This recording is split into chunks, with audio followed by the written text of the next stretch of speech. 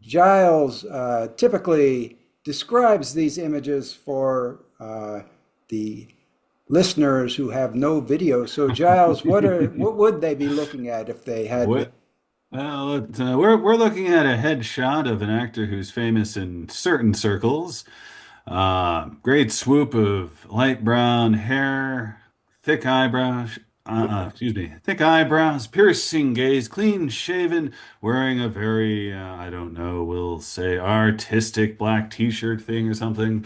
But this guy is looking a bit more standard than most of us may remember him from various movies or television shows that he's appeared in.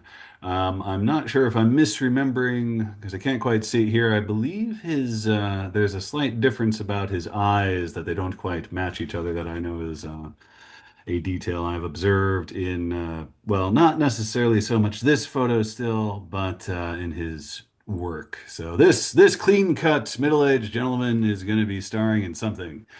Yes, and he's well known for playing rather unhinged characters, I'd say.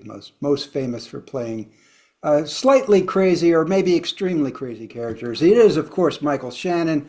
And as Giles points out, his image is here because there was news of a new project which he will feature in, about which we know very little, except we do know the name, Dr. Caligari's Cabinet of Wonders.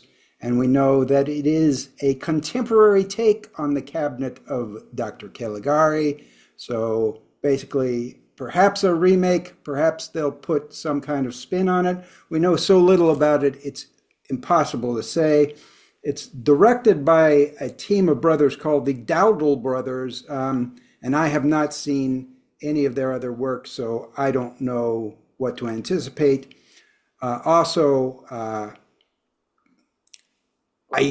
I'm going to say Michael Shannon is cast as Dr. Caligari himself, apparently, and that's all we know about it. I'm going to announce it because it's very significant work, and Dr. Caligari, the Cabinet of Dr. Caligari, has been remade once before. I believe it was in the 60s, and of course there was a spin-off of it, but I'll reserve judgment, but I'm going to say my hopes are fairly low. Nobody can be surprised by the twist ending in Dr. Caligari anymore, so that's going to rob it of some of its charm unless they come up with something new. Giles, any thoughts?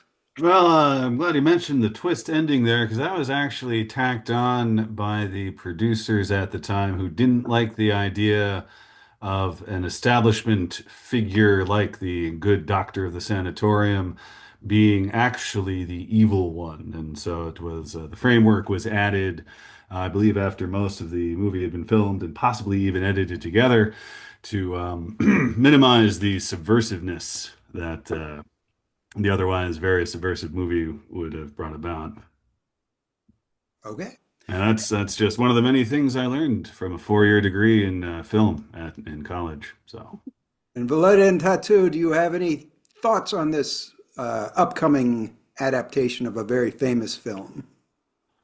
I'd be Mm, kind of curious just to see what they're going to do with it.